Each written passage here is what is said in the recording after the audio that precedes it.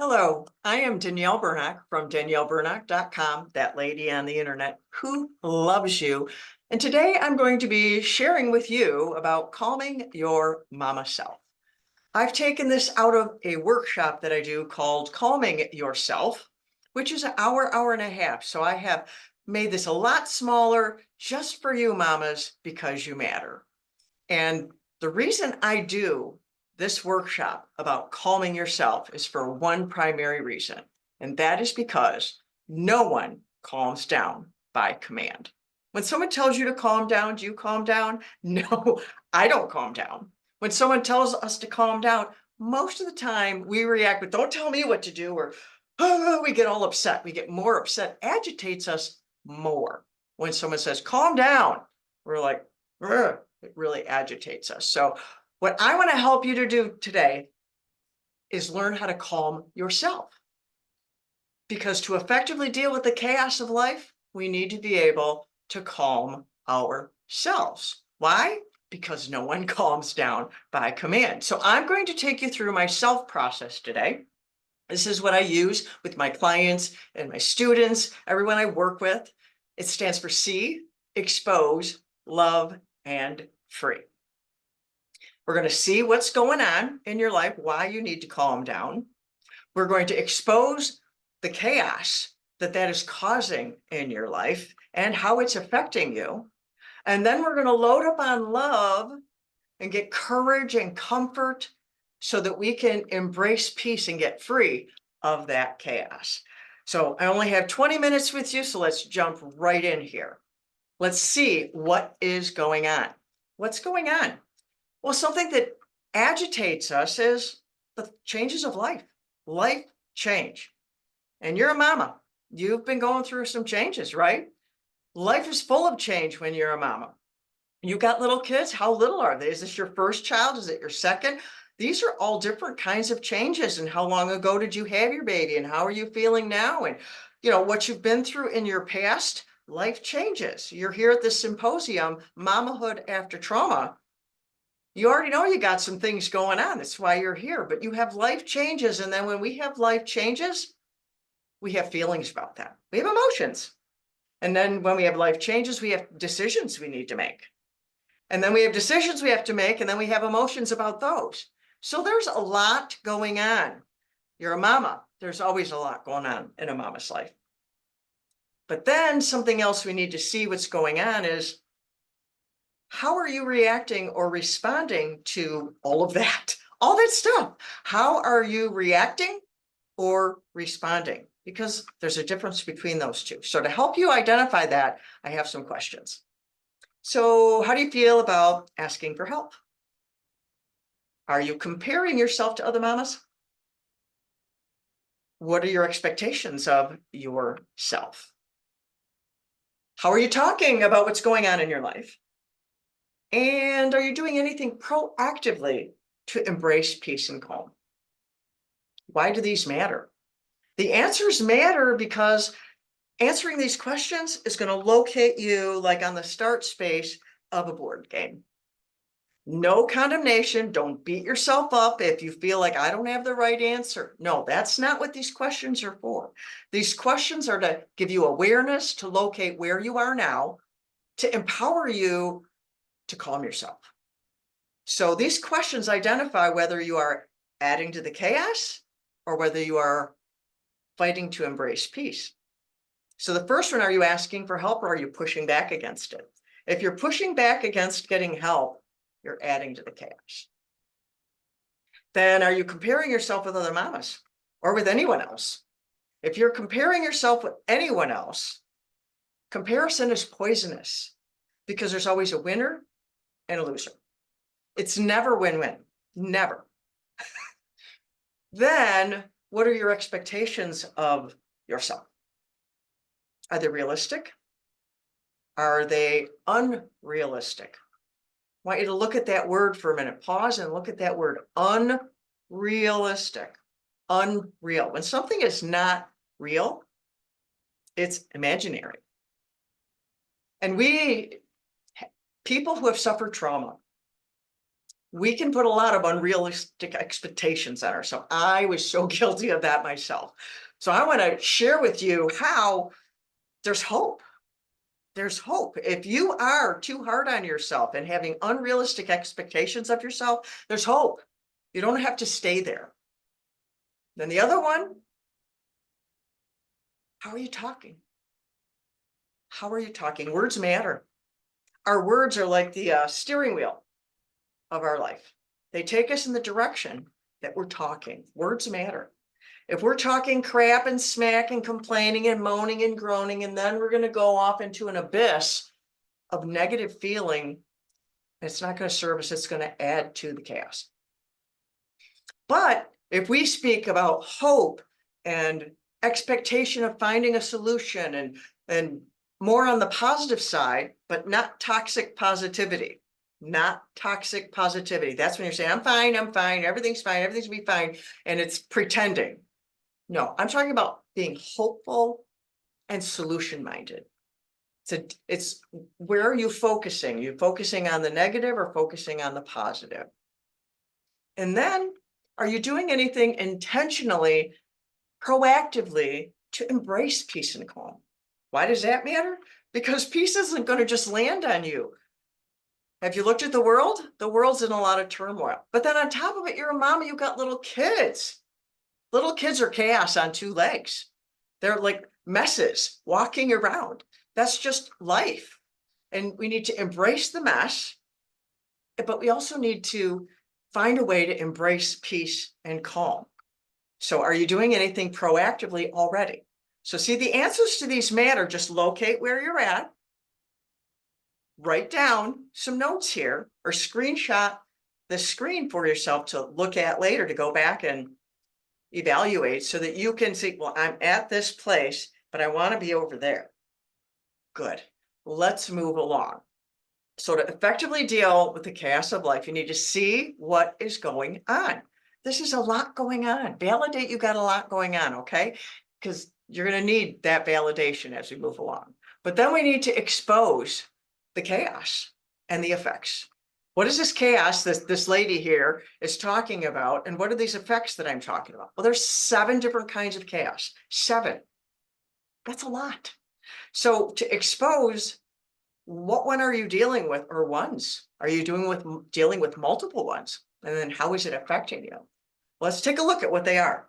We have stress, anxiety, worry, grief, fear, toxic stress, and trauma.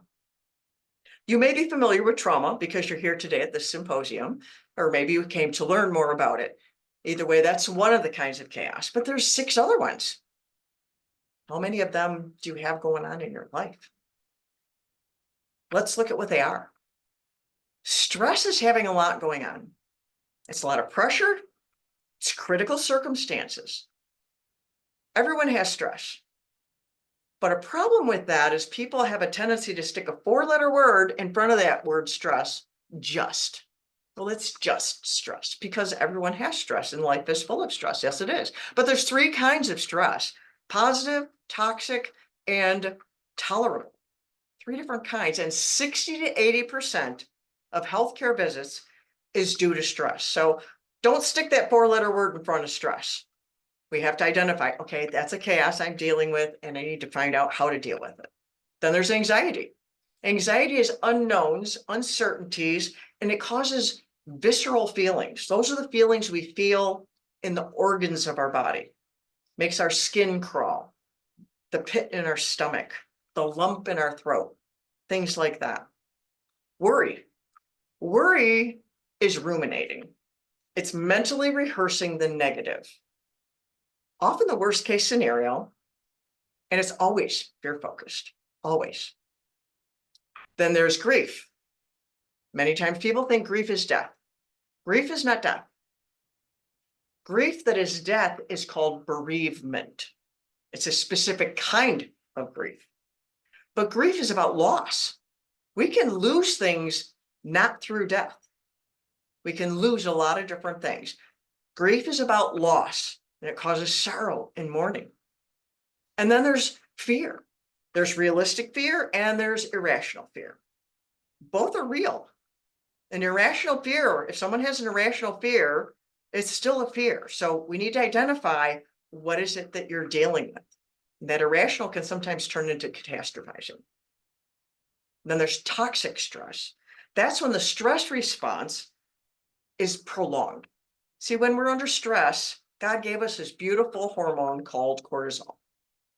It releases in our body to help us respond. But toxic stress it's like the on button a lot longer than it's supposed to, because we're designed to go back to homeostasis. We have the cortisol, we deal with the stress, and then we go back to calm again. That's supposed to be a cycle. The toxic, it's there too long. And then trauma, that's when toxic stress has gone off the rails. So we can have trauma from our childhood. We can have trauma from a couple of years ago. We can have trauma happening right now. So look at these, maybe screenshot this page for you to understand these are 7 different kinds of chaos. They present differently in our lives. How many of them do you have going on? How many of them do you have going on? Write them down. Write them down. But then on top of exposing the chaos itself, we have to look at how is it affecting us? Because the body keeps the score. There's a book called The Body Keeps the Score. Perhaps you've heard of it. Because it's true. The chaos that affects us in our physical body, it gets stored. Trauma gets stored in the brain and in the cells, in the DNA. And the other chaoses, they get stored in the body as well. And they present in various different kinds of sicknesses or physical side effects. Are you dealing with any of these? I'm not reading this great big long list. The point is, if you learn how to calm yourself and you're dealing with some of these, you could lessen these or perhaps alleviate them. Now, if you're under doctor's care for any of that, keep going to the doctor. If you're taking medication, keep taking the medication. I'm not a doctor. This is not medical advice. What I say is, if you learn how to calm yourself and implement things to deal with the chaoses, to alleviate the root cause, the chaos, it will have positive side effects in your body. And when you go to the doctor, they might take you off of medication. They might lessen your medication. I know people this has happened to, but you let the doctor be the validator. Don't become your own doctor, but learn how to implement these things, because to effectively deal with the chaos of life, we need to learn how to calm ourselves. We need to see what's going on. You probably got a lot going on, Mama. And then what kind of chaos and how many do you have representing in your life that are manifesting? And then how is it affecting you physically? And then we move into the sweet spot of today's sharing with you. The answer is love. The answer is love, where you get comfort and courage, because seeing what's going on and exposing that chaos and recognizing the physical things it can do to us can make us feel icky and make us want to maybe kind of back up or not look at it or hide or pull the covers over our head. But what we need is love. We need is love, because love is the answer. Love is the answer. Love from God, love from family, love from friends, and love from ourselves. Because love is powerful. It's not magical, but love is powerful. And see, I have these 4 places to get love from, and these are all relationships. And if you have a breakdown in any of these relationships, it will affect your receiving of love. So my question for you today is, are you getting the love that you need? Are you getting the love that you need? Because you need love. Love is a need. You are created in the image and likeness of God, who loves you. So the very fabric of your being is made out of love. God is love. We need love. So if you're not getting it from any of those places, you need to lean into repairing those relationships so you can get the love that you need. I'm here to say, I love you. I'm that lady on the internet who loves you. You are worthy of love. And see, knowing you're loved changes everything. I have it all in capitals on this slide for you, because it's knowing you're loved. Not I understand English, but knowing knowing, experiencing, feeling, knowing you're loved. Then you know you're not alone. You know everything's going to be okay. You know that you got people in your corner. Knowing you're loved changes everything. Why? Because love does stuff. Love is a verb. Love does stuff. Love heals physically and emotionally. Powerful, not magical. It empowers, gives us boldness, encourage. It imparts value. It says you matter. When someone says, I love you, you feel your sense of value go up. You feel that. It supports, it mitigates. Love is powerful. Love drives fear out because it gives us a place to take our fear and then we feel comforted. Love is powerful. Love does things. But one powerful thing love does that I would encourage you to do is to give yourself grace. Give yourself grace. Love gives grace. You will not be a perfect mama. There is no such thing as a perfect mama. I was not a perfect mama. I was terrified to be a mom. I had trauma, childhood trauma survivor here. Lots of trauma, different kinds of trauma, complex trauma. And I was terrified to be a mom. If you want to hear my whole story, it's on Emily's podcast. I can't share that here. I don't have enough time for all of that. So I reached for grace. I didn't even know what grace meant, but I reached for grace because somehow God put that in me to know that that was something that I was going to need. And so I have 2 kids, and both of them have a middle name that means grace. To me, that was me going, God, help me. If you don't help me, we're all going to die kind of thing. Because we have a lot of intense feelings as mamas.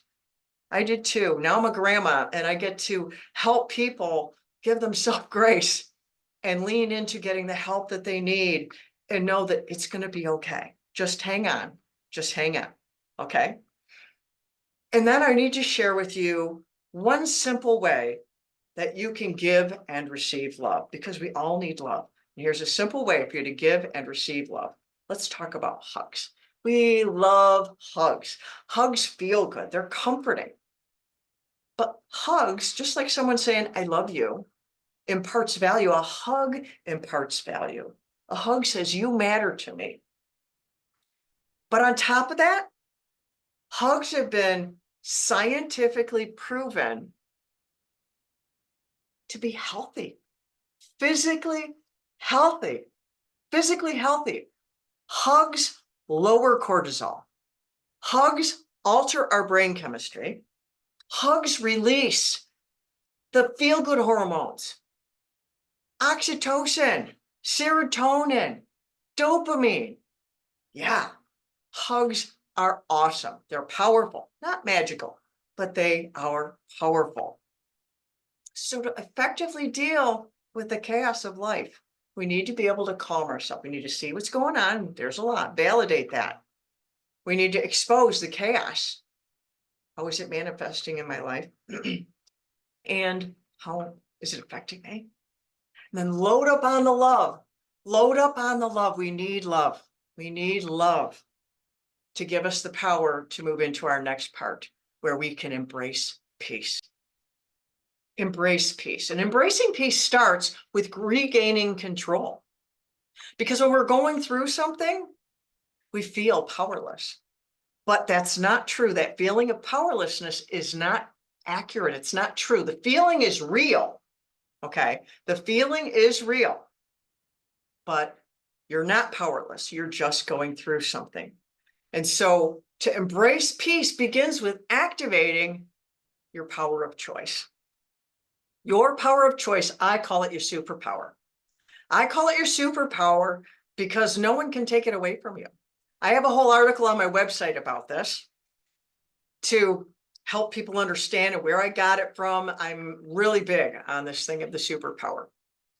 But your choice is something you have that no one can take away from you. When you feel like you had it taken away, it's coercion or manipulation. Or we refuse to take ownership of it. But you have the power of choice. You have the power of choice on how to respond to what's going on in your life, how to respond to what you see, how to respond to how you feel, how to respond to those questions, how to respond to the chaos. You have the choice on how to respond. It starts with recognizing your choice, your ability to choose, and noticing that you have what's called a circle of control. A circle of control is what you have within your power to control, because we can't control everything. Can't control the weather, can't control the government, can't control other people. There's a lot of things we can't control, but there are things we can control. And if we don't know how to control them in ourselves yet, we can learn, because the only thing we can really control is ourselves. And that's when we're having a good day. But we can learn and we can grow and we can become better.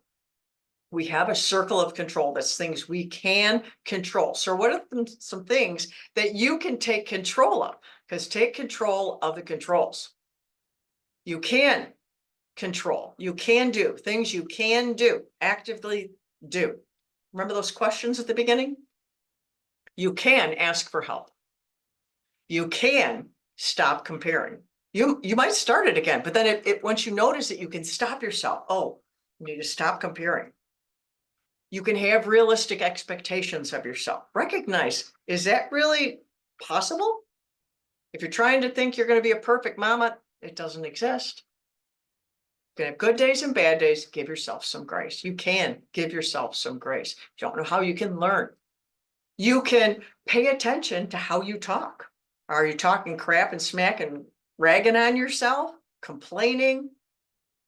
Or are you speaking hope and looking for solutions and speaking solutions? Which direction are you facing with how you're talking? And then do something to embrace calm with intention. How do you do that? You make room for peace. Make room for it. Make room for peace in your mind, in your emotions, and in your body. In your mind, through what I call mind management. I can't get into that here. We don't have enough time. In your emotions, through taking ownership of your emotions and learning how to deal with them. In your body, through a thing called grounding. There are many, many, many grounding methods. And I have a free download for you today to teach you one I call shifts. SHFTS. It's spelling the word shifts, but it has an I taken out of it. And I like to say it because it reminds me of how it works. I need to shift my focus off of the chaos onto my body. That's what the shifts do. It helps you shift your focus off of all the chaos and onto your body to ground yourself. Grounding is about centering and bringing yourself back into the moment, to find yourself again, separate yourself from all the chaos that's going on around you and even the emotion inside, to calm your inner world through grounding. Breath work is another kind of grounding, but I have a free download for you, my shifts method, that you can get today. So to calm yourself, you need to see what's going on. You need to expose the chaos and how it's affecting you.